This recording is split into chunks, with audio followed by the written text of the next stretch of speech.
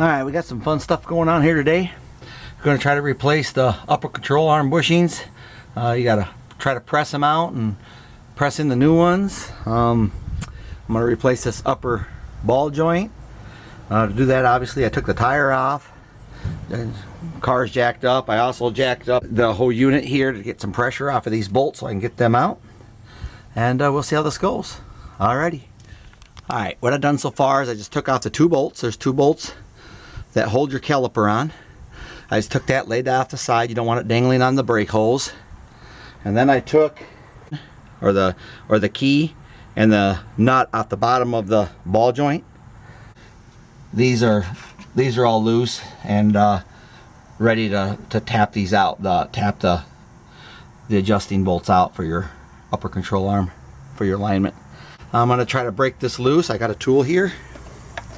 Just a cheapie I bought off of eBay. I used it on the other side. The other side, by the way, is all done. Okay. Let's see. And I got this 40-inch breaker bar. Okay. We'll see how it goes. Okay. I had to use my good old-fashioned pickle fork. Go between here to get that ball joint loose. Smack it with a 2-pound hammer, and out she come.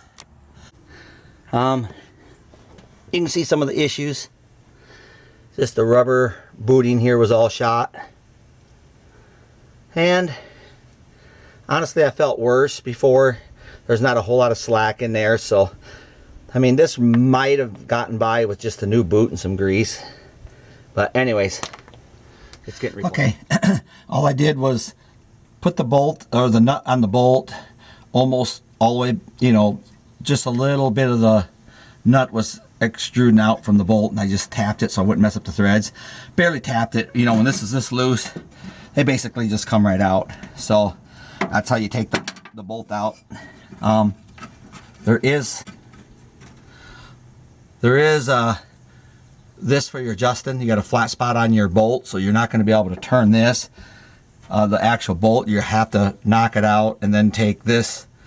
And I did mark up here, and it isn't going to matter because it's going to be out of line anyway. It was out of line to begin with, and the bushings are going to throw all that off. But I did, just to give myself a starting point, I marked where the lobe is on this side and where it is on the bolt side. But and then you can just take like a little bolt here, put it inside there, and just finish driving it out. Okay, here's the bolt. You can see how that's fixed one piece. That's why you can't get this off by turning this, because you just pin this up against there and it won't work. Okay, and here's the flat spot in the bolt. Alright, so I just save it in one piece like that. And another thing I found. This car come from Arizona. This is like an egg sack of something. Holy cow, what would that be? Any of you guys from down there in the desert know what that would be? Is that a tarantula egg sack? Holy smokes. Alright, and there it is. The bolts. Here's the bushings we're going to replace. You can look right in here and see that slot. That way they can tow this top part this way or that way. You know, it's part of your alignment. Alright, I pressed the bushings in. I actually didn't do it here at the house. I took it someplace where they had a little bigger vise. But to press the old ones out, all you really got to do is get a piping. You can get a pipe like this at Home Depot or any place else. Bigger than this though, to go around the outskirts of this. The reason why I didn't use a socket to go over that is because right here there really isn't enough room to get the socket in there, but the pipe fits in there. Get a steel pipe, just a short, I had a double threaded one at each end. It was probably a 2-inch diameter, and it went over this, and I was able to take it, press it all the way out till it was into there with the, you know, with the vise squeezing it like that. Just a regular bench vise, but a bigger one, so I get more torque on it. And then I just put this like this to press it in, and then I did just the opposite to after I pressed the other one out, is to press the new one in, except obviously I went this way. It had the vise right up against there, pressed it, and I had the pipe on this side, kind of like this, and I squeezed on the pipe and pressed this all the way in flush so it go up against the metal. And I just cleaned it up. Okay, nothing fancy smancy going on in here. All I done was vacuumed out all the little pockets that collect dirt. There's really not much of a drain port there, and I just don't like it sitting up there and rusting at the top. Again, this car's from Arizona, so it's really clean underneath here. But I just went over things, cleaned them up, brushed them up real quick, and then I'll put just a little bit of protectant paint on it. It's not what you'd want to do to a show car. I'm just trying to offer it some protection. I did tie up this and keep my brake caliper from drooping.